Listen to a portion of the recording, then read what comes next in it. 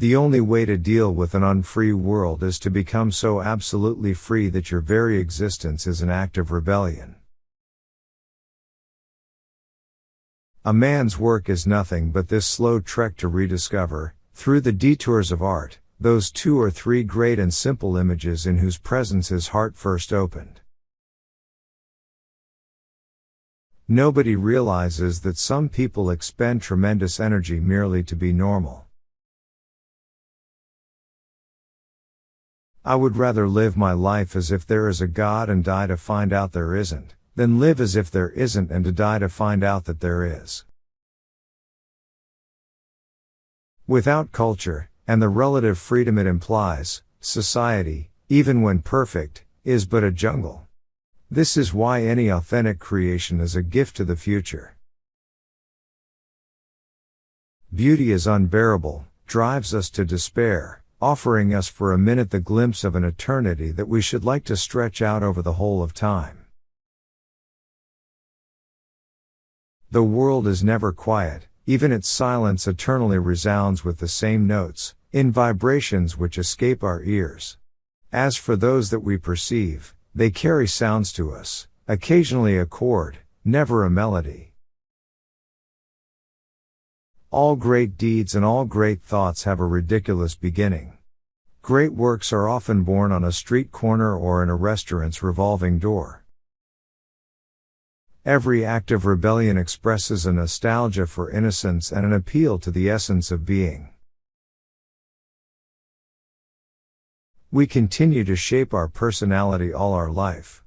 If we knew ourselves perfectly, we should die. Men must live and create. Live to the point of tears. A man without ethics is a wild beast loosed upon this world. You will never be happy if you continue to search for what happiness consists of. You will never live if you are looking for the meaning of life. Nothing is more despicable than respect based on fear. In the depth of winter I finally learned that there was in me an invincible summer. Those who lack the courage will always find a philosophy to justify it. You cannot create experience. You must undergo it. Blessed are the hearts that can bend, they shall never be broken. The struggle itself towards the heights is enough to fill a man's heart. One must imagine Sisyphus happy. Freedom is nothing but a chance to be better. To be happy we must not be too concerned with others. There is no love of life without despair of life. Real generosity toward the future lies in giving all to the present. The only real progress lies in learning to be wrong all alone. The need to be right is the sign of a vulgar mind. But what is happiness except the simple harmony between a man and the life he leads? No cause justifies the deaths of innocent people. Truth, like light, blinds. Falsehood, on the contrary, is a beautiful twilight that enhances every object. Alas, after a certain age every man is responsible for his face.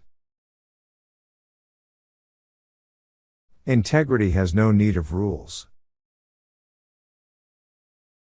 Man is the only creature that refuses to be what he is. To know oneself, one should assert oneself. The modern mind is in complete disarray. Knowledge has stretched itself to the point where neither the world nor our intelligence can find any foothold. It is a fact that we are suffering from nihilism. He who despairs of the human condition is a coward, but he who has hope for it is a fool. The welfare of the people in particular has always been the alibi of tyrants. A free press can, of course, be good or bad, but, most certainly without freedom, the press will never be anything but bad. In order to exist, man must rebel, but rebellion must respect the limits that it discovers in itself, limits where minds meet, and in meeting, begin to exist. Truth is mysterious, elusive, always to be conquered. Liberty is dangerous, as hard to live with as it is elating. We must march toward these two goals, painfully but resolutely, certain in advance of our failings on so long a road.